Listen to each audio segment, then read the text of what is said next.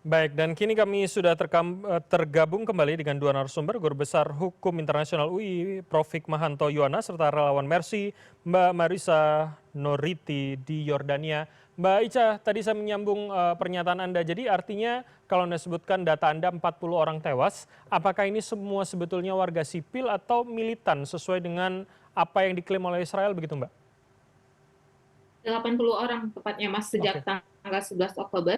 Eh, Data yang kami terima tidak bisa mengidentifikasi apakah itu eh, apa namanya militan ataukah itu sivilian. Tapi kejadian penyerangan selalu terjadi di tempat di mana banyak terdapat warga sipil dan bukan militer seperti itu.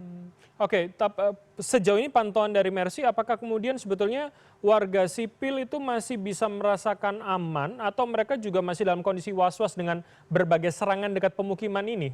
Beca. Hmm. Ya, baik. Kalau dibandingkan situasi sebelum ceasefire, memang keamanan juga sudah meningkat, tapi mereka masih tetap waspada.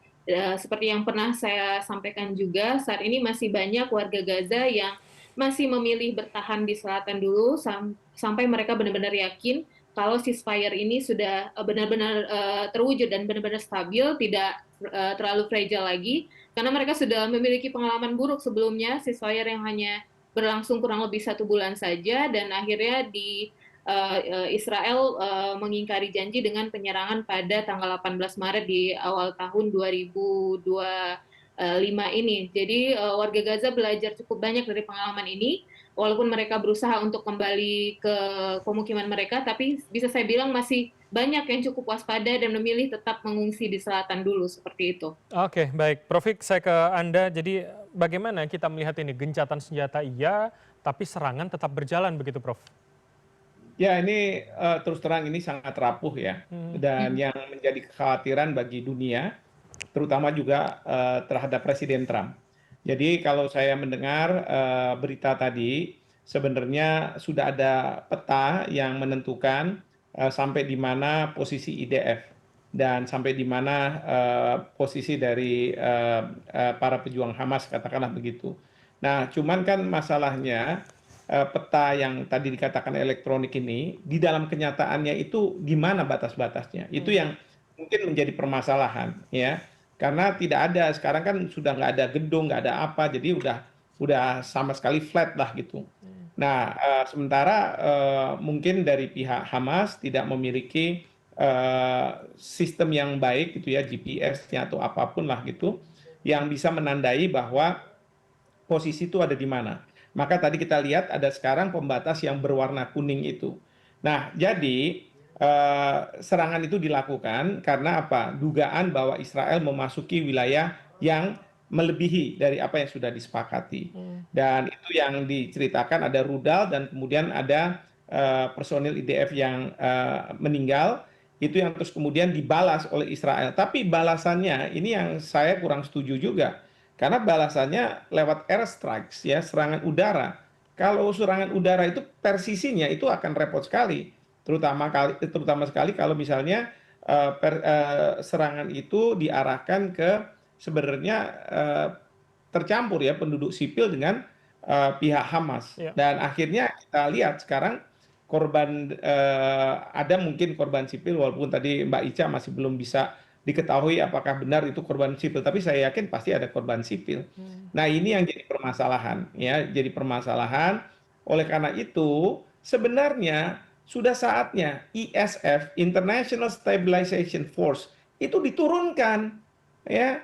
Memang sekarang Presiden Trump mengutus Steve Witkoff, utusan khusus di Timur Tengah dan menantunya untuk datang melakukan fact finding ya, siapa yang salah siapa yang benar lah, kira-kira seperti itu. Oke. Bagaimana ceritanya? Tetapi terlepas dari itu, ini ISF ini harus segera diturunkan karena ISF ini yang akan menjaga posisi agar Israel posisinya ada di mana, misalnya dari pihak pejuang Hamas ada di Baik. mana, dan mereka ya menjaga gencatan senjata ini, begitu. Oke, jadi harus ada kejelasan di mana markanya, pengamanan yang lebih ketat begitu Prof ya kurang lebih. Baik, Mbak Ica, Betul. saya ke Anda lagi. Jadi artinya hari ini kondisinya seperti apa? Apakah teman-teman relawan, terutama teman-teman Mercy begitu, lebih meningkatkan kewaspadaan adanya serangan-serangan terhadap para warga di sana begitu, Mbak? Mhm. Iya, saat ini untuk tim Mercy sendiri yang berada di Gaza masih staf lokal kita, dan mereka masih bertahan di selatan semuanya, walaupun sebagian besar mereka sebenarnya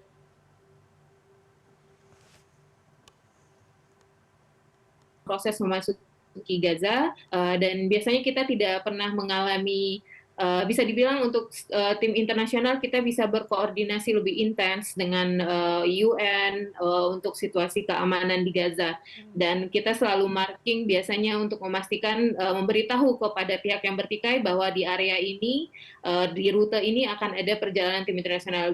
Jadi terlepas dari situasi ceasefire atau tidak, bagi kami tim Mercy tetap melakukan prosedur-prosedur standar untuk memastikan keadaan teman-teman di lapangan seperti itu.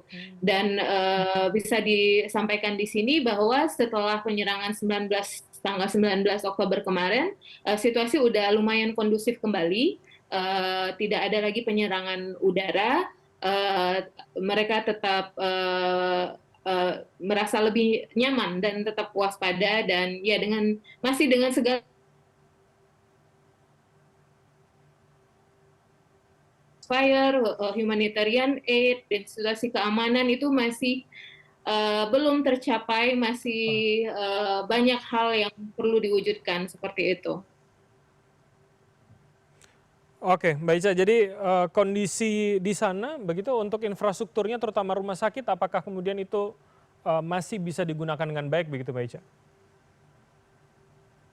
Kalau untuk Gaza Utara, kita terus mengamati apakah nanti setelah tahap berikutnya pihak Israel akan mundur lagi dari wilayah Yellow Zone, sehingga wilayah Gaza Utara di sekitar Indonesia Hospital masih bisa diakses. Ya, secara keseluruhan seperti yang disampaikan oleh dari WHO, masih banyak shortage di mana-mana, layanan medis belum pulih sepenuhnya, rumah sakit masih butuh suplai kesehatan, dan mereka masih kewalahan menangani pasien, seperti itu, Mas. Oke, jadi artinya keterbatasan juga masih terjadi begitu ya Mbak Ica. Oke Prof, terakhir saya ke Anda, apa yang bisa internasional lakukan ketika hari ini kita butuh ada pengamanan ekstra, ISF turun di sana, apa yang bisa kita tekan agar kemudian itu bisa segera terjadi Prof? Jadi menurut saya gencatan senjata ini kan rapuh dan PBB tidak bisa melakukan apapun. Oleh karena itu negara-negara yang kemarin diundang oleh Presiden Trump, Timur Tengah, dan kemudian juga negara yang berpenduduk Islam besar termasuk Indonesia, ini kita harus segera mendesak Presiden Trump perlunya pasukan internasional diturunkan. Ini artinya bahwa Panglima TNI harus mempersiapkan, karena Bapak Presiden sudah minta agar dipersiapkan pasukan sampai dengan 20.000 akan hadir di sana. Lalu yang kedua adalah melakukan operasi besar-besaran untuk kesehatan, ya, kesehatan bagi penduduk di Gaza. Karena sekali lagi kalau misalnya ada pasukan dari negara asing, saya yakin pemerintah Israel akan hati-hati kalau dia mau melakukan serangan, ya. Ini bukan berarti harus ada human shield, tapi memang kebutuhan bagi rakyat Palestina untuk bisa disembuhkan. Dan kemudian yang ketiga, ini humanitarian aid yang masuk, kemarin kan sempat di-stop.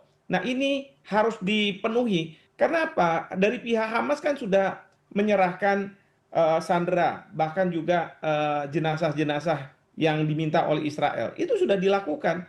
Nah, sekarang yang penting adalah masyarakat internasional harus hadir di sana, ya. Bahkan kalau saya minta sih sebenarnya pemerintahan transisi nanti bisa Indonesia lah. Lalu kemudian nanti dan antara dorong BUMN karya untuk melakukan rekonstruksi di sana. Jadi ini sebagai apa namanya, supaya Israel tidak lagi menyerang dengan berbagai alasan gitu ya, karena kekhawatiran, kena ketakutan langsung menyerang. Ingat Bapak Presiden di Majelis Umum PBB dalam pidatonya menyebutkan bahwa masalah jaminan keamanan bagi Israel, biar kami masyarakat internasional yang menyelesaikan masalah itu. Jadi Oke, nggak baik. usah kemudian Israel melakukan tindakan-tindakan yang tidak perlu. Baik, baik. Kita tentu berharap bersama kondisinya akan lebih membaik dan juga keamanan warga Gaza segera bisa dirasakan. Terima kasih atas waktu dua orang narasumber. Ada relawan Mercy Mbak Marisa Noriti dari Yordania, serta Guru Besar Hukum Internasional UI, Profesor Hikmahanto Yuwana. Selamat malam, terima kasih semuanya. Sehat selalu. Selamat malam. Terima kasih.